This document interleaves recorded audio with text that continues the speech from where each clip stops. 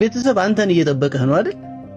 ልክ ራስህን አበርትተህ በትልቅ ሞራል ልትሰራ ስትወጣ ደግሞ መንገዱ ጥምም፣ ስራው ዝንፍ፣ ጓደኞችህ ልውጥውጥ እያሉብህ ሁሉ ነገር ግራ እያጋባህ ነው አይደል? ይህ ወጣትነት ይባላል። ትከሻ በደንብ ሳይጠነክር ቤተሰብን፣ ስራን፣ ፍቅርን መሸከም፣ አእምሮ በብዙ ነገር መወጠርና ትዕግስትን የሚፈታተኑ ነገሮች እየበዙ መምጣት፣ ይህ ወጣትነት ነው።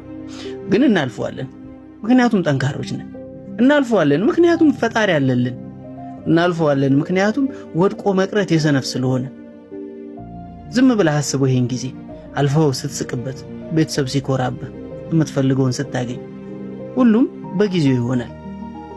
ወንድነት በዛ ላይ ወጣትነት ማንም የማይረዳው ህመም አለው።